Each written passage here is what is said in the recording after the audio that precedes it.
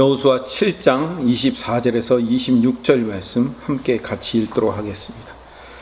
여호수아가 이스라엘 모든 사람과 더불어 세라의 아들 아간을 잡고 그 은과 그 외투와 그 금덩이와 그의 아들들과 그의 딸들과 그의 소들과 그의 나귀들과 그의 양들과 그의 장막과 그에게 속한 모든 것을 이끌고 아골 골짜기로 가서 여호수아가 이르되 내가 어찌하여 우리를 괴롭게 하였느냐 여호와께서 오늘 너를 괴롭게 하시리라 하니 온 이스라엘이 그를 돌로 치고 물건들도 돌로 치고 불사르고 그 위에 돌 무더기를 크게 쌓았더니 오늘까지 있더라. 여호와께서 그의 맹렬한 진노를 그치시니 그러므로 그곳 이름을 오늘까지 아골 골짜기라 부르더라.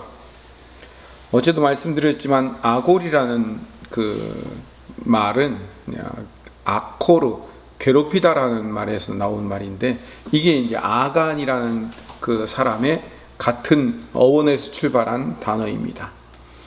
아골 골짜기, 아골은 괴롭히는 그 괴롭게 하는 자 아간이 묻힌 괴로운 골짜기가 됩니다. 또 하나님께서는 그 아간과 관계된 모든 것을 다 함께 같이 묻어버리라고 명령을 하십니다. 아간 혼자 범죄했는데 왜 아간과 아간 주변에 있는 모든 것을 다 같이 묻으라고 말씀하실까요? 여호수아 7장 21절에 가보면 마지막 부분에 그 물건들을 내 장막 가운데 땅속에 감췄는데 라는 장막이라는 단어가 나옵니다. 계속해서 22절에도 그의 장막 안에 감춰져 있는데 23절에도 그것을 장막 가운데 취하여 24절 마지막 부분에도 그의 장막과 그에 속한 모든 것을 이끌고 이렇게 해가지고 장막이라는 단어가 연속해서 등장합니다. 그렇게 연속해서 등장한 이유는 반복하기 위해서겠죠. 아간의 죄는 아간 한 사람의 죄가 아니라 아간의 장막 전체의 죄입니다. 장막이라는 히브리어 오헬이라는 단어는 장막이라는 뜻도 있고 때로는 성전이라는 뜻도 있지만 가족이라는 개념이 있습니다. 오헬은 가족 전체, 이 장막 안에 사는 전체를 의미하는 겁니다. 고대 사회는 한 사람의 잘못을 한 사람으로 규정하는 것이 아니라 그 장막 안에 거하는 모든 사람의 잘못과 동일시하고 있습니다. 예를 하나 들어보면 신명기 11장 6절에 보면 르우벤 자손 엘리압의 아들 다단과 아빌람에게 하신 일 곧 땅이 입을 벌려서 그들과 그들의 가족과 그들의 장막과 그들을 따르는 온 이스라엘의 한가운데에서 모든 것을 삼키게 하신 일이라. 고앗 자손들 중에서 몇몇이 하나님의 권위에 반항하다가 땅이 갈라져서 그들을 전부 삼키는 그 일에서 다단과 아비람 그 두 사람만이 아니라 그 두 사람의 장막과 그 오헬 그 장막 안에 있는 모든 사람들이 심판당했다는 것을 볼 수 있습니다. 하나님은 한 사람의 범죄로 규정하지 않으시고 그 장막 안에 사는 가정 전체의 죄, 가문 전체의 죄로 규정합니다. 그래서 하나님 앞에서 다 땅 속에 묻고 그리고 아골 골짜기에 모두 돌에 던져 돌무더기를 만드시는 겁니다. 창세기에서 죄의 출발은 엄밀하게 얘기하면 그 하와라는 여자 한 사람으로부터 출발했죠. 근데 성경은 하와의 범죄라고 말하지 않고 아담의 범죄라고 말합니다. 왜냐하면 아담과 하와는 한 공동체로 묶어주셨기 때문에 그렇습니다. 아담이 하와의 머리일 수 있는 이유는 하와의 잘못이 모두 아담의 잘못이 되었기 때문에 그래요. 한 장막, 한 오헬 안에 거하기 때문에 그런 거예요. 그래서 하나님께서 남자로 하여금 그 하와의 잘못을 책임지도록 만드신 거예요. 그러면 아담 한 사람의 범죄는 아담 한 가정의 범죄이냐? 아니에요. 온 인류의 범죄이기도 해요. 아간 한 사람의 범죄가 이스라엘 전체의 범죄라는 것을 상징적으로 보여주는 거예요. 근데 그 여기 아간의 범죄와 심판에서 한 사람이 심판당함으로 말미암아 온 이스라엘이 회복되는 이야기를 하고 있죠.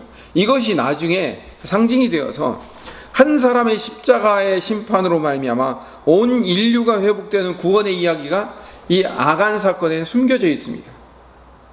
특히 아골 골짜기의 이야기는요, 죄를 지으면 아간처럼 괴롭게 될 것이다, 지옥에 다 묻어버릴 것이다 라는 경고의 말씀만 있는 것이 아니라 이 안에 복음이 담겨져 있는 거예요. 왜 아골 골짜기가 복음이 되는지를 알려면 호세아서를 가보면 됩니다. 여러분도 아시다시피 호세아서는 음란한 아내 고멜 때문에 고통당하는 선지자 호세아의 이야기죠. 이 호세아는요, 헬라어 호세아는 여호수아란과 같은 단어예요. 같은 말이에요. 같은 어원에서 출발한 겁니다. 여호수아나 호세아나 둘 다 하나님께서 구원하신다라는 그 의미 안에서 호세아는 구원이라는 의미가 있고요, 여호수아는 여호와의 구원이라는 의미가 있는 거예요.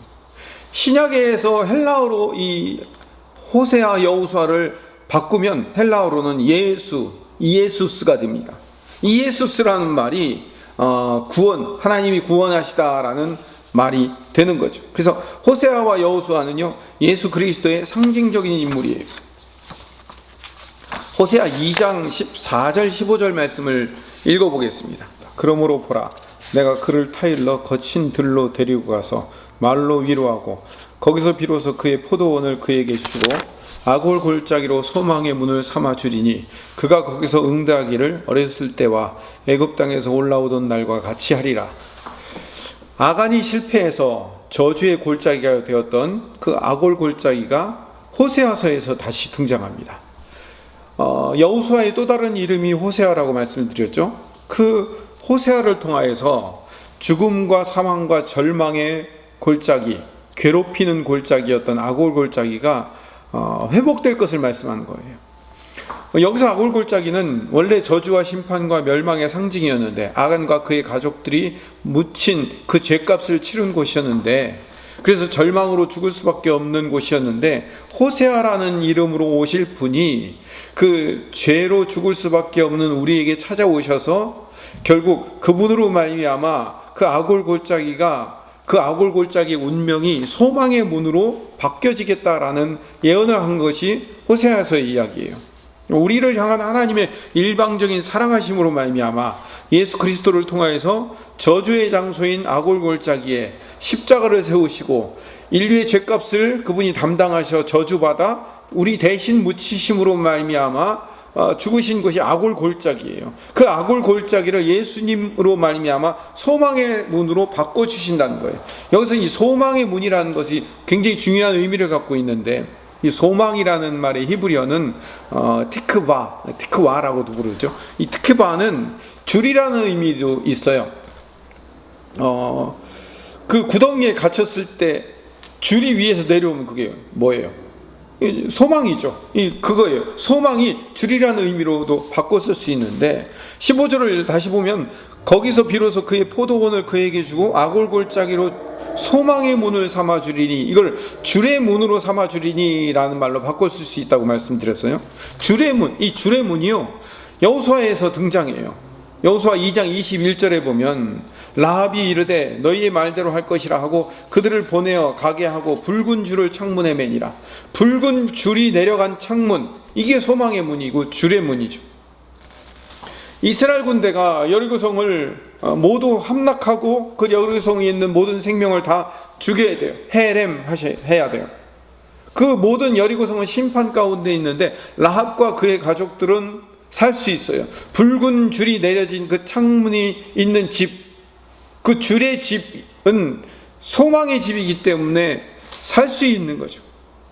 출애굽 당시에 애굽 땅에 있는 모든 장자는 다 죽어야 되는데, 어린 양의 피를 문설주와 문지방에 바른 집은 죽음의 사자가 넘어가게 돼 있어요. 그걸 유월절이라고 얘기하죠. 그래서 죽을 수밖에 없는 심판에서 그 붉은 줄이 소망의 문이 되는 거예요. 성경은 처음부터 끝까지 전부 예수 그리스도와 그분의 십자가의 이야기로 점철되어 있습니다. 구약의 모든 상징들이 결국은 예수님이 십자가에서 완성되는 겁니다.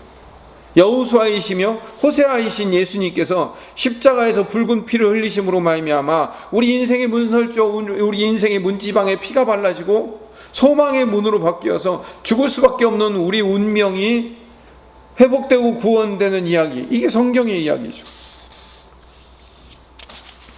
그래서 예수님께서 죽으심으로 소망의 문이 된 아골 골짜기의 구원 이야기가 복음이에요. 이 복음을 우리는 알고 있는 거죠. 괴로움의 골짜기, 아골 골짜기에 아간 한 사람의 죄로 말미암아 아간에게 속한 모든 오헬, 장막 안에 있는 자들은 다 죽을 수밖에 없어요. 그런데 예수님이 십자가의 피로 그것이 줄의 문이 되어서 예수님의 십자가 사건으로 말미암아 예수님 안에 거하는 자들은 모두 살게 되어 있는 구원의 이야기가 우리의 소망인 거죠. 그래서 예수 그리스도 안에서만, 그 예수 그리스도라는 문 안에 들어간 자들만 구원받는 소망의 이야기가 복음이에요.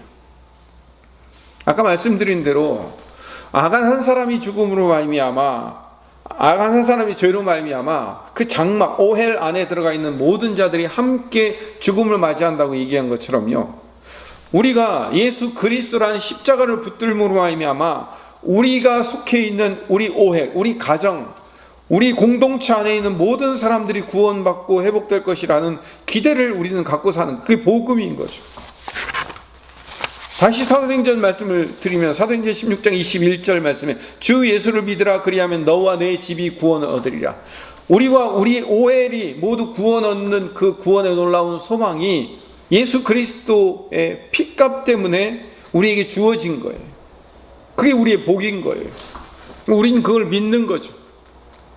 우리 오헬 안에 들어가 있는 우리 남편이나 아내, 또는 우리의 자녀들, 우리 공동체 안에 속해 있는 예수님을 부정하고 예수님 안에 거하지 않는 자들이 결국은 돌아와 회복될 것이라는 그 놀라운 소망의 문을 우리가 붙들고 있는 거예요. 십자가라는 그 구원의 문을 우리가 붙들고 있다는 사실을 깨닫고 우리가 믿음을 가지고 이 아침에도 우리 오헬 안에 들어가 있는 자들의 구원과 그들의 회복을 위해서 끊임없이 기도하는 하나님의 백성 되시기를 간절히 소망합니다.